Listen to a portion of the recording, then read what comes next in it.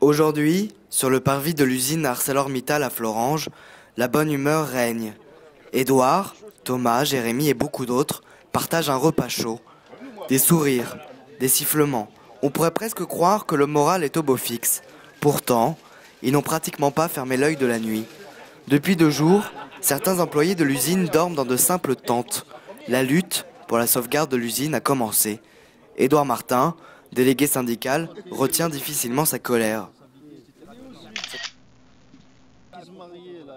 Sur quels arguments économiques et techniques il se base pour dire de telles sottises? Donnez-moi un 20 heures, moi j'explique le contraire. On a toujours été ici, là, dans cette boîte-là. On existe depuis 1948. On a un centre de recherche, le plus grand centre de recherche au monde ici à côté là. On a toujours été à la pointe des aspects les plus techniques.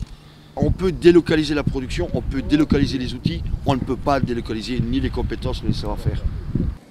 Si les anciens prennent plus facilement la parole, les jeunes, à l'image de Laurent, plus discrets mais tout aussi concernés, prennent part à ce mouvement spontané. La situation aujourd'hui est plus que critique. On est venu pour se battre pour la fermeture des hauts fourneaux, pour pas qu'on ferme la filière liquide. Parce que derrière, c'est le désert industriel, il n'y a plus rien en Lorraine, on ne sait même pas ce qu'on va faire. L'avenir est vraiment plus que morose. Donc on est vraiment là pour arrêter ce cycle de désindustrialisation de la filière en Lorraine. Des possibilités, aujourd'hui il n'y en a plus 36, il n'y a plus rien autour. Donc en Lorraine, ça me paraît difficile. Au Luxembourg, ils sont touchés comme nous, donc c'est qu'une question de temps pour moi.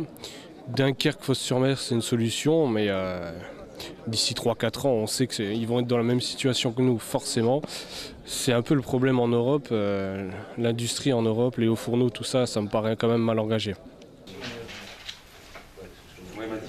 Les copains, ils ont fait un petit reportage avec Aujourd'hui de Parisien hier soir. Ah bah t'es beau là! Il est tout mignon. À l'étage, la résistance s'organise. Les employés interpellent Michel Lipgott, député maire de Moselle. Ils ont fait des promesses qu'ils n'ont jamais tenues, que ce soit l'un ou l'autre. Qu'est-ce qu'on peut en attendre? Tout ça. Rien. Non, j'en ai rien. Enfin, moi je pense que bon, je suis depuis.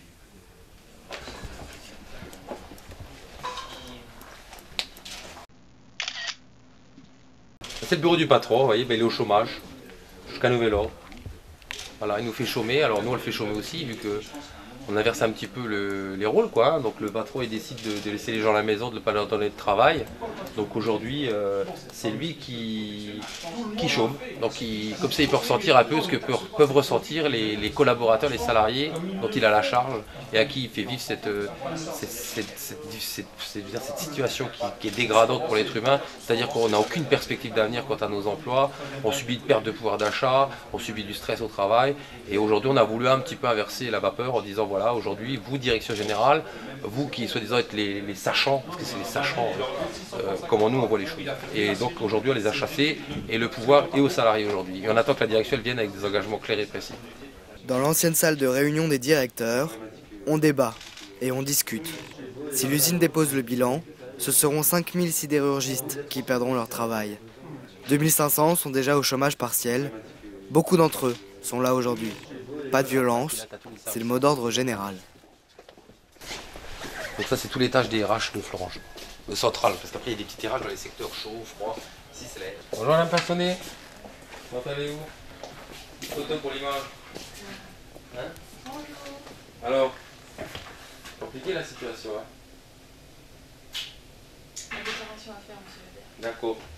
Donc vous voyez, les cadres de la RH ne font pas de déclaration. Bon, les patrons n'étant plus là, je les comprends. Hein. Allez, bonne journée. Ah, si je rentre avec une caméra? Non, ça vous dit pas. Okay. On essaye un petit peu aussi de les pousser, qui parlent un peu, qui s'appliquent plus, parce que nous, ce qu'on veut dire, c'est que s'il y a une grande partie de l'entreprise aujourd'hui qui est mobilisée, il y a toujours une partie qui reste un petit peu effacée. Et donc nous, on aurait besoin qu'ils s'affirment un peu plus. Donc c'est aussi ça, parce que c'est pas parce qu'aujourd'hui on est responsable d'un service dans l'entreprise qu'on peut aussi s'exprimer, qu'on peut aussi défendre le site, parce que si on perd le site demain, c'est tout le monde qui perdra son emploi. Je veux dire, il n'y aura pas de distinguo entre un cadre et un non-cadre. Hein. Parce que vous disiez tout le monde ici et puis dans la région. ce que vous dites. Alors il y a l'entreprise et après il y a tout le bassin d'emploi qui va autour, hein. Donc tout ce qui est commerce, tout ce qui est même les emplois publics. Parce qu'on voit aujourd'hui quand dans les écoles il y a moins d'élèves, qu'est-ce qui se passe? On ferme des classes. Donc je veux dire c'est un château de cartes qui s'effondrerait si on fermait le site d'ArcelorMittal Florange pour la vallée. Florange, c'est 11 000 habitants, mais c'est surtout le pilier économique de toute la région. Cette ville en déclin appartient à la vallée de la Flèche, en Lorraine. À 10 km d'ici, Gandrange a vu son usine ArcelorMittal fermer ses portes en 2008. À Florange, 2 hauts fourneaux sur 7 sont encore en activité, en attendant peut-être une fermeture définitive. Si l'usine ferme, tous les emplois de la vallée seront menacés. Un château de cartes qui est sur le point de s'effondrer. On voit la ville, elle est plus calme. Il y a moins de camions qui passent. On voit moins de camions, on voit moins de gens au travail, ouais, c'est clair. On voit un peu. J'ai vu que je crois que c'était hier, ils étaient à l'usine justement pour manifester à ce propos. Et vous, ça vous fait peur aussi ou pas? Ah oui, ça fait peur pour notre entourage, ça fait peur pour nous, personne qui a un emploi stable. Moi je travaille au Luxembourg, un petit travail en attendant de trouver quelque chose de mieux, mais ouais, c'est dur, quoi. Je trouve au Luxembourg, les salaires sont plus avantageux, on ne paye pas d'impôts et j'ai eu la chance d'être pris assez rapidement aussi. Vous faites l'aller-retour tous les jours? Oui, aller-retour tous les jours, en voiture. C'est un peu chiant pour l'essence, mais bon, au moins tu es tranquille, tu peux bouger à n'importe quel moment quoi, avec la voiture. Mais bon, sinon il y a les trains, les bus, il y a toujours un moyen de travailler.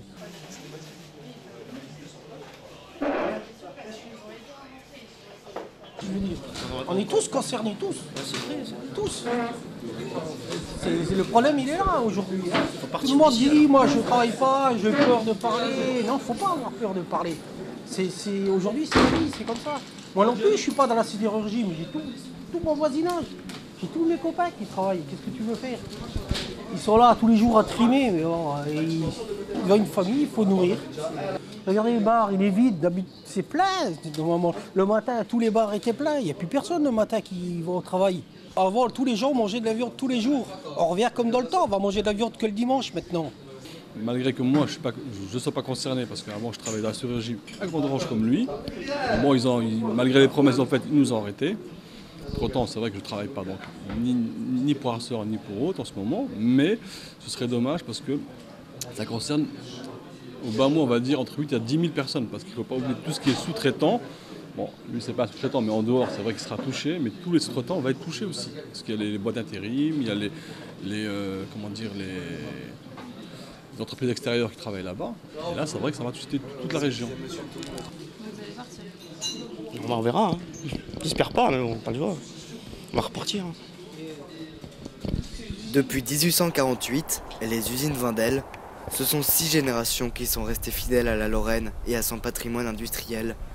Aujourd'hui, tout est remis en cause. Vous en pensez quoi de l'avenir à Florange Je crois que c'est fini, quoi. C'est pas fini, il y a encore du travail, même s'il n'y a plus la sidérurgie. Oui, c'est dommage, parce que mes grands-parents, mes parents, moi-même, on a vécu l'usine. Et nos enfants, je ne sais pas ce qu'ils vont devenir. Hein. Vous avez peur pour vos petits-enfants? Oui.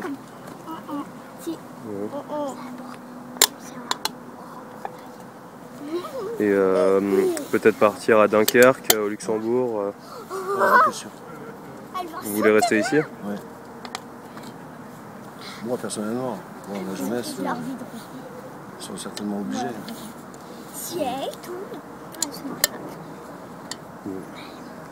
Partir, cela semble être la seule solution. Oui, mais où? Dunkerque, Luxembourg, ailleurs encore? Là-bas, la sidérurgie est encore active. Mais pour combien de temps? Là est la question. L'avenir de la jeune génération ne semble en tout cas plus être assuré en Lorraine.